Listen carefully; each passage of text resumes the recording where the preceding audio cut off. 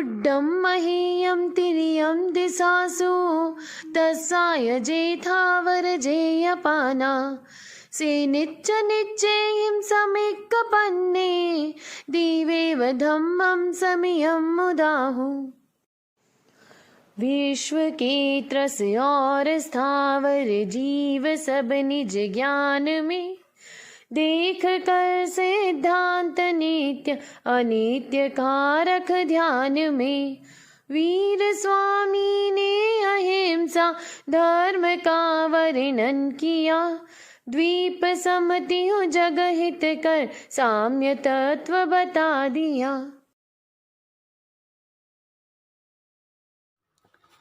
संसारि दावानल दाहनीरं समोह धूलिहरणे समीरं मायारसाधारण सारसीरं नमामि वीरं गिरिसारधीरं नमामि वीरं गिरिसारधीरं। अनंत अनंत उपकारी आस्था के आयाम चरम तीर्थंकर प्रभु महावीर को कोटिशः वंदन। उन्हीं की आज्ञा में विचरण करने वाली चारित्र आत्माओं को सत सत वंदन। आदरणीय सुश्रावक श्राविकाएं, जय जिनेन्द्र। वीर स्तुति प्रभु महावीर के असाधारण अनुपम गुणों का गुण कीर्तन। वीर स्तुति का आधार 11 अंग सूत्रों में से दूसरा अंग सूत्र सूर्यगणांग सूत्र का प्रथम श्रुत स्कंद का 6ठा अध्याय। वीर स्तुति में जम्बू स्वामी की जिज्ञासा और उसकी प्रच्छा प्रथम और द्वितीय गाथा में, प्रथम गाथा में एकांत हित कर अनुपम धर्म को समीक्षा कर प्रतिपादन करने वाले वे महापुरुष कौन थे। दूसरी गाथा में उन महापुरुषों का ज्ञान कैसा था, दर्शन कैसा था, चारित्र कैसा था। तीसरी गाथा से लेकर 28वीं गाथा तक यानी 26 गाथाओं में प्रभु महावीर के प्रथम पटधर आर्य सुधर्मा स्वामी के द्वारा उन जिज्ञासाओं का यानी हमारी ही जिज्ञासाओं का समाधान। तीसरी गाथा में प्रभु महावीर की विशेषता, प्रभु महावीर खेदज्ञ थे, कुशल महर्षि, अनंत ज्ञानी, अनंतदर्शी, यशस्वी, छद्मस्त जीवों के चक्षुपथ में स्थित, इसका हमने तीसरी गाथा में चर्चा की। और आर्य सुधर्मा स्वामी ने कहा ऐसे प्रभु महावीर थे, उनके धर्म और धैर्य को जानो और देखो। चौथी गाथा उड्डम अहेयम तिर्यम दिशासु तसाय जेथावर जेय पाना से निच्च नीचे हिम सम्मिख पन्ने दिवेव धम्मम सम्यम उदाहु। इसका शब्दार्थ उड्डम अहेयम तिर्यम दिशासु, ऊंची नीची और तिरछी दिशा में, जो ये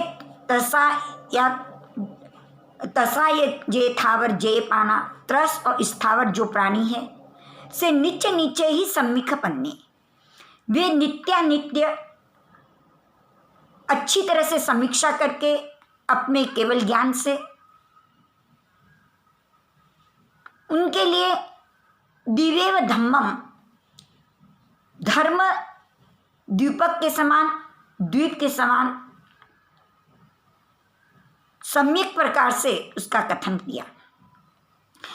इसका भावार्थ कन्या सुबोधिनी भाग 3 के माध्यम से आपके समक्ष है, जिसको पढ़ करके हम इस गाथा का स्वरूप अच्छी तरह से जान सकते हैं।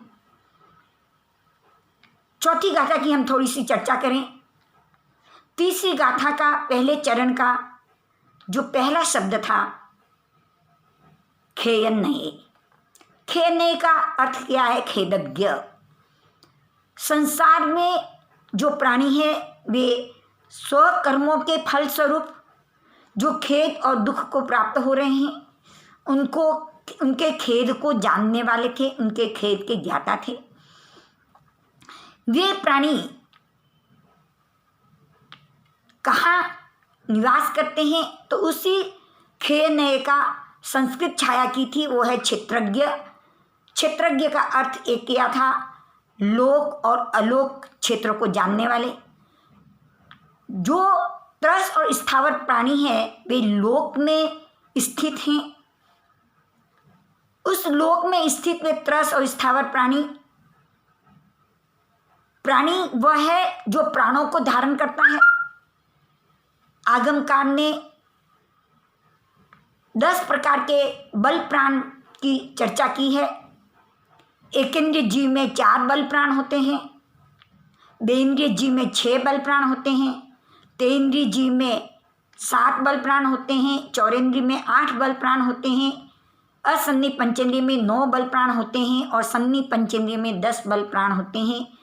10 बल प्राण के नाम श्रोतेंद्रिय बल प्राण, चक्षुरेंद्रिय बल प्राण, घ्राणेंद्रिय बल प्राण, रसनेंद्रिय बल प्राण, स्पर्शनेंद्रिय बल प्राण, मनोबल प्राण, वचन बल प्राण, काया बल प्राण, सांसों-सांस बल प्राण और आयुष्य बल प्राण। मुख्य आयुष्य बल प्राण है। जब तक आयुष्य बल प्राण है तब तक ये सारे बल प्राण अपना कार्य कर पाते हैं और आयुष्य बल प्राण की समाप्ति होने पर आयुष्य समाप्त हो जाता है, बल प्राण कार्य नहीं करते। और प्रत्येक आत्मा के 4 भाव प्राण हैं, अनंत ज्ञान, अनंत दर्शन, अनंत सुख और अनंत वीर्य। इस प्रकार के संसार के जो प्राणी हैं अपने ही कर्मों के अनुसार त्रस और स्थावर 2 अवस्थाओं को प्राप्त करते हैं। त्रस प्राणी वो है जो त्रस नाम कर्म के उदय से जो जीव अपने सुख दुख से बचने के लिए, सर्दी गर्मी से बचने के लिए उस पीड़ा को पाकर, उस त्रास को पाकर एक स्थान से दूसरे स्थान का स्थानांतर कर सकता है। उसके शरीर पर, उसके चेहरे पर सुख दुख की अनुभूति दिखाई देती है, वह त्रस जीव है। और स्थावर जीव, स्थावर नाम कर्म के उदय से जो जीव एक ही स्थान में स्थित रहता है, सुख दुख की उसे अनुभूति होती है किंतु शरीर पर व्यक्त नहीं हो पाता, वो एक ही स्थान पर स्थित रहता है, उसे स्थावर जीव कहते हैं।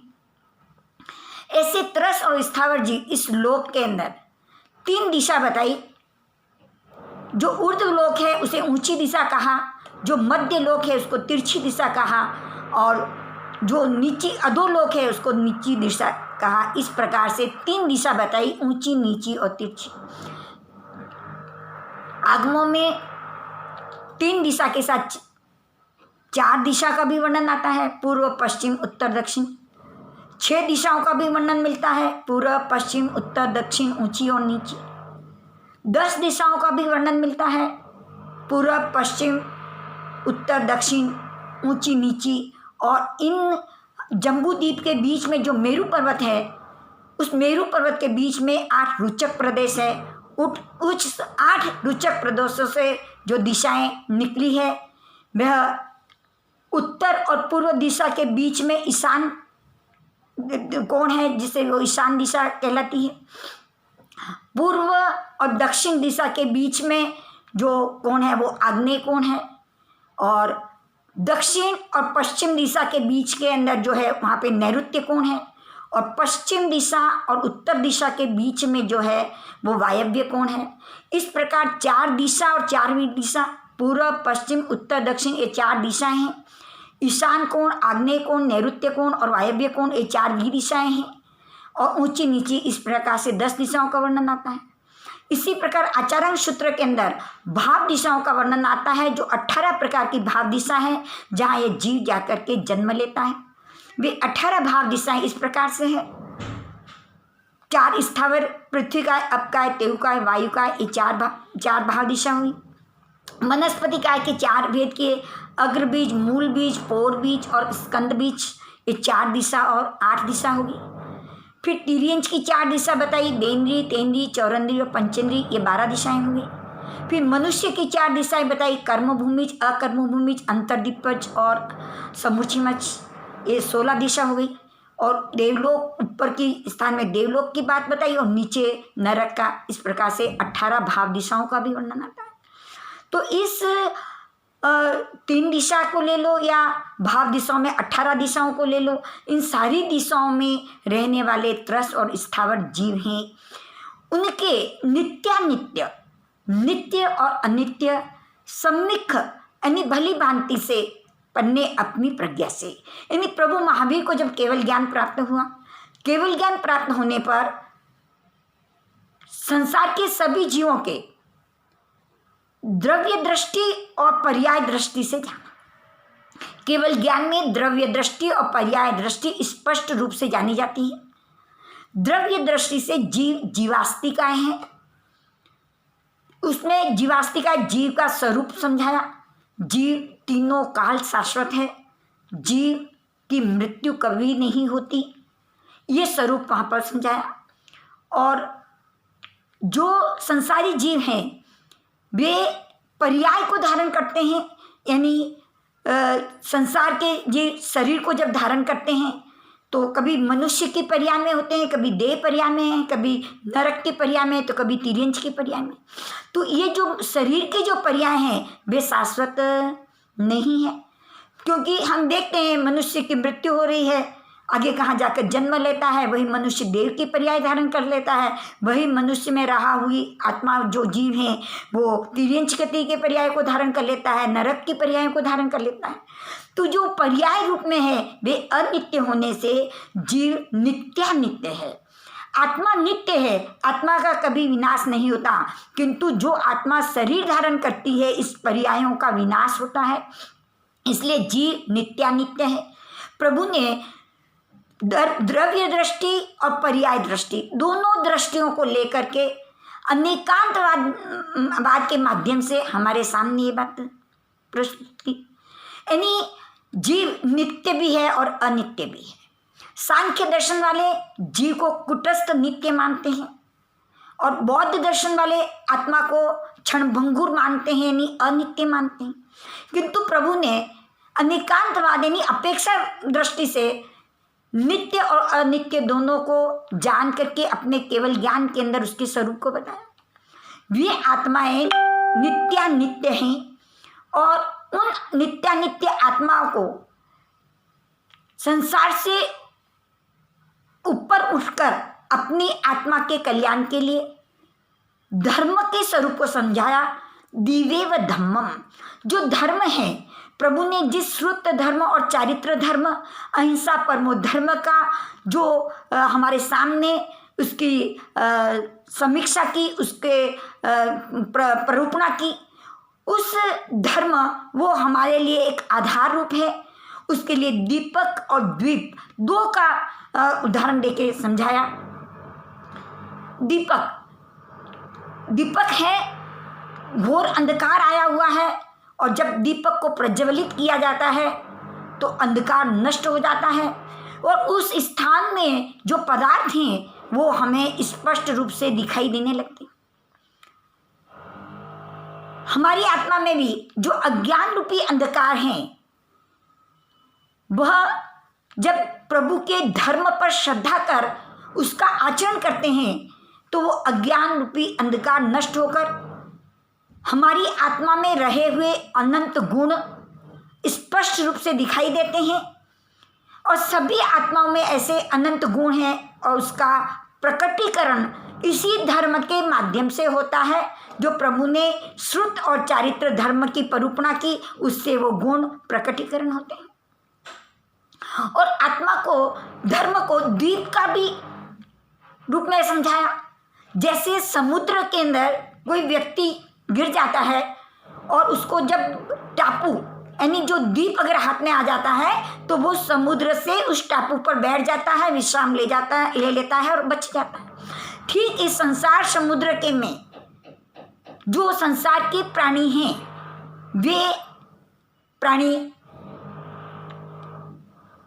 संसार में चारों गतियों में परिभ्रमण कर रहे हैं, दुखी हैं। ये संसार को समुद्र की उपमा दी गई। उससे बचने के लिए धर्म, प्रभु की देशना, प्रभु का सम्यक उपदेश, उसके लिए, उस आत्मा के लिए एक टापू है जो इस टापू को पर विश्राम कर लेता है, टापू को ग्रहण कर लेता है, वो इस संसार समुद्र से बच जाता है। यानी धर्म अपने स्वस्थान यानी मुक्ति को प्राप्त करा देता है। तो ये धर्म द्वीप के समान भी है और दीपक के समान है। ऐसे धर्म को प्रभु ने सम्यक प्रकार से इसका कथन किया है। धर्म का प्रतिपादन संसार के सभी जीवों के लिए किया गया है। ऐसा नहीं है कि किसी को कहा हो नहीं कहा हो। इसलिए आचरण सूत्र के अंदर आया है, जहाँ पुण्यस्य कथई तहा तुच्छस्य कथई, जहाँ तुच्छस्य कथई तहा पुण्यस्य कथई। यानी जहाँ पुण्यमान आत्मा को कहा गया है वही अपुण्य आत्मा को भी कहा गया है। चाहे वो पुण्यवान हो चाहे अपुण्यवान हो, दोनों के लिए धर्म एक रूप ही है। चाहे राजा हो, चाहे रंक हो, चाहे धनी हो, चाहे निर्धन हो, चाहे क्षत्रिय जाति का हो, चाहे शूद्र जाति का हो, चाहे ब्राह्मण जाति का हो, चाहे वैश्य जाति का हो, सभी के लिए एक समान धर्म का प्रतिपादन किया। और वो धर्म द्वीप और दीपक के समान है। धर्म हमारी आत्मा के गुणों को प्रकाशित करता है कि हमारी आत्मा में अनंत गुण है और उन गुणों के माध्यम से हम भी प्रभु महावीर जैसे बन सकते हैं। प्रभु ने यही नहीं कहा कि मैं महावीर एक ही हूँ और आप मेरे सारे भक्त बन जाइए। प्रभु ने भक्त की बात नहीं कही, सभी आत्मा को महावीर बनने की कला सिखाई। वही है धर्म का माध्यम। तो इस गाथा में ऊंची नीची तिरछी दिशा में जो त्रस और स्थावर प्राणी हैं, उनकी आत्मा नित्य और अनित्य है, नित्यानित्य है। उसको अपने केवल ज्ञान में सम्यक रूप से भली भांति जान करके उन जीवों के आधार के लिए, उन जीवों के कल्याण के लिए दीपक के और द्वीप के समान जो धर्म है उसका सम्यक रूप से कथन किया। ऐसा इस गाथा के अंदर रहस्य छिपा हुआ है। हम भी इस गाथा को बार बार चिंतन करें कि मेरा स्थान कहाँ है और मैं उस स्थान पर कैसे अपने जीवन के अंदर इस धर्म को ग्रहण करके मैं अपनी आत्मा का कल्याण कर सकूं। मेरी आत्मा शुद्ध आत्मा की अपेक्षा से नित्य है और संसार की अपेक्षा से अनित्य है। मैं नित्य आत्मा हूँ। उस नित्य के स्वरूप को, उस जीवित तत्व को, उस जीवास्तिकाय के स्वरूप को ग्रहण करें। इन्हीं मंगलमय भावनाओं के साथ जय जिनेन्द्र, जय महावीर। इस वीर स्तुति के प्रकटीकरण के अंदर अशुद्धि रही हो या आगम के विपरीत कोई शब्दों का उच्चारण हुआ हो तो उसके लिए मैं बारंबार अंतः दिल से आप सबकी साक्षी से मिच्छामि दुक्कड़म कहती हूँ और आप सबको बहुत बहुत धन्यवाद। इन्हीं मंगलमय भावनाओं के साथ जय जिनेन्द्र, जय महावीर।